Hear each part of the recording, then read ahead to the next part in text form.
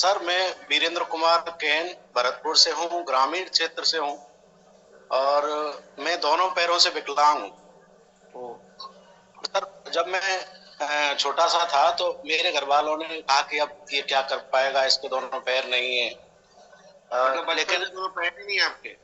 जी, मैं जब 1 साल का था तो मुझे पोलियो हो गया था, और उस पोलियो से मेरे दोनों पैर खराब हो गए।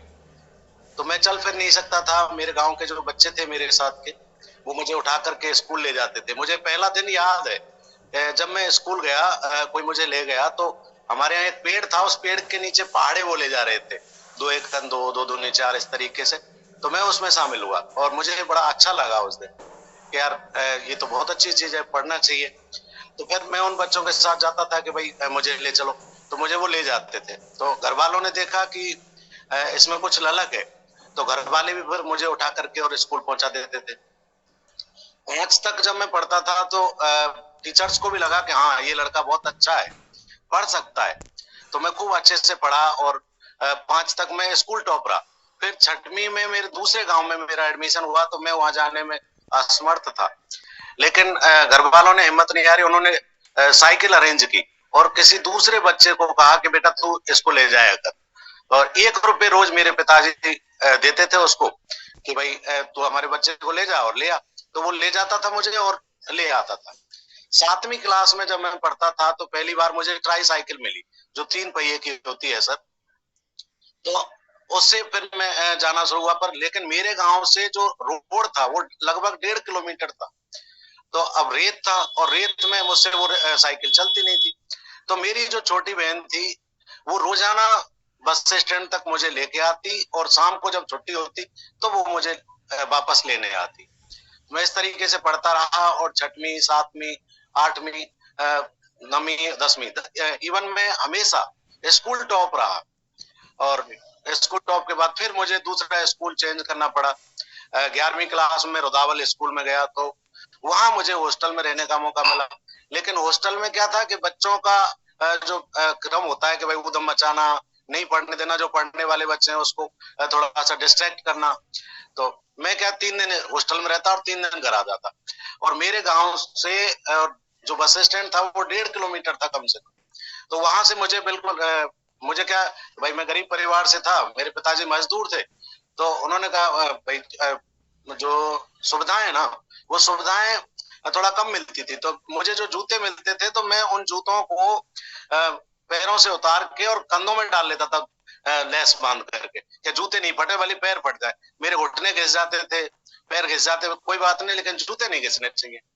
तो मैं ऐसे करके 1-1.5 किलोमीटर वहां से आना और जाना। और पर मेरी हिम्मत ये थी कि नहीं, मुझे कुछ करना है यार।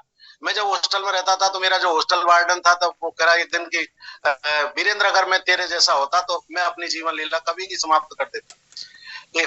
मैंने कहा सर नहीं, इस तरीके का नहीं। अपन अपने हाथ से अपनी जीवन को समाप्त नहीं कर सकते। भाई ईश्वर ने मुझे स्ट्रगल दिया, मैं स्ट्रगल करूंगा निश्चित रूप से।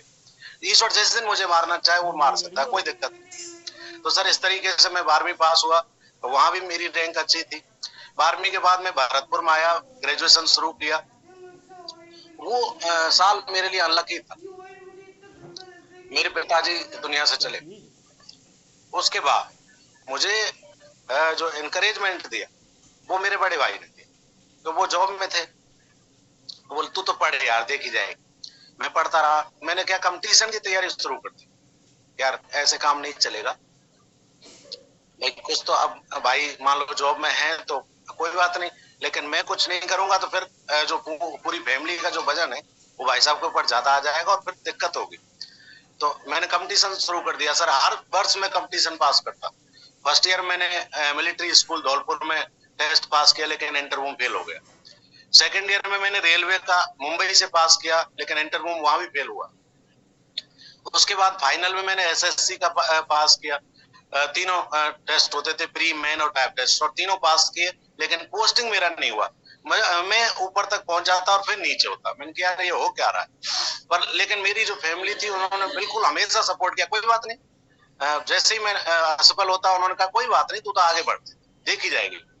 फिर मैं आगे करता रहा। बीए करने के बाद बीएड का एग्जाम दिया, मेरी ओवरऑल रैंक 14 में थी राजस्थान में।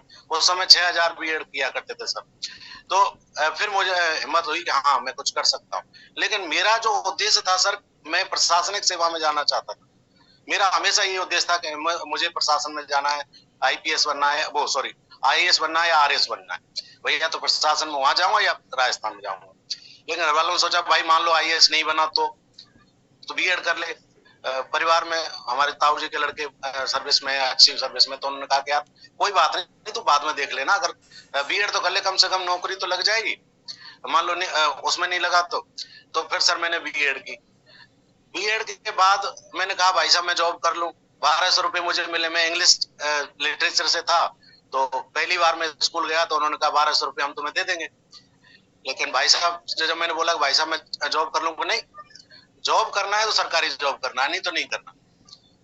मैंने नहीं किया, कोई बात नहीं, पढ़ता रहा। मैंने पीजी की। उसी दौरान हमारी भर्ती निकलाई, तो 2005 में सर मुझे सिलेक्शन मिला और मैं 3rd ग्रेड में सेलेक्ट हो गया।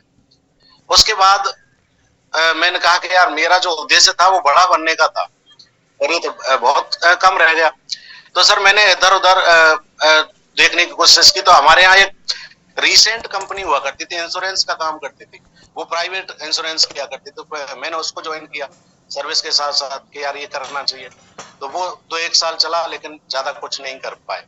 उसके बाद एक प्राइवेट जॉब होता है, नेक्स्ट मनी एक कंपनी है, उसमें मैंने जॉब करने की कोशिश की। चलो यहाँ से अर्निंग शुरू हो जाएगी, लेकिन उसमें भी हम ज्यादा कुछ नहीं कर पाए। तो पता नहीं क्या हो गया उस कंपनी का, फिर वो आगे हमको ज्यादा बेनिफिट नहीं करा।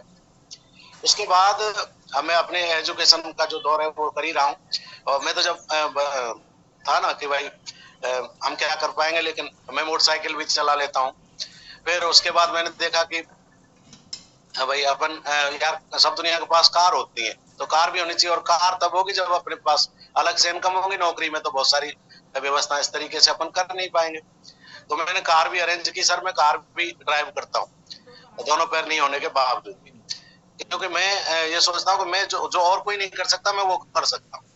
अभी 2 महीने पहले डॉक्टर अशोक जी मुझसे मिले थे, हमारे स्टाफ मेंबर हैं, हम साथ साथ सर्विस करते हैं।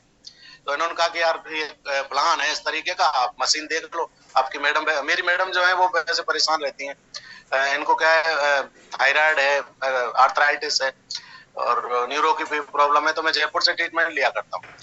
तो उन्होंने कहा कि यार तुम ऐसा करो, एक बार इनका पानी बदलो। इनका डेमो भी देखा, पर मुझे नहीं लगा कि कहाँ पानी से कुछ हो पाएगा वैसे, और कहाँ अपन बिजनेस, ऐसा मुझे नहीं लग रहा। तो मैंने सर इनको अनसुना सही किया, सही बात पे।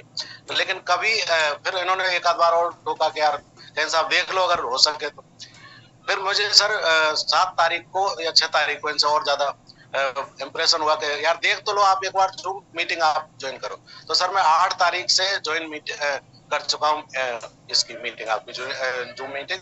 और इसमें लगातार मैं उस दिन से मिस नहीं कर रहा, मैं शुरू से लेकर के लास्ट तक मीटिंग देख रहा हूँ। और मैंने देखा जहाँ पहली जो चीजें उनमें मुझे जितना नहीं मिला, उससे ज्यादा मुझे यहाँ मिल रहा है। और मैं कोशिश करूंगा कि बेटर और ज्यादा बेटर कर सकूं। तो ये मेरी सर स्टोरी है। अभी मशीन ले ली आपने? अभी सर मैंने ज्वाइनिंग ले ली है और मशीन भी लगवाऊंगा। अच्छा, मशीन अभी नहीं लगी है आपके घर? हाँ लगवाऊंगा सर। तो अभी स्टोरी आपकी इनकम्प्लीट रहेगी, ठीक है ना? जब मशीन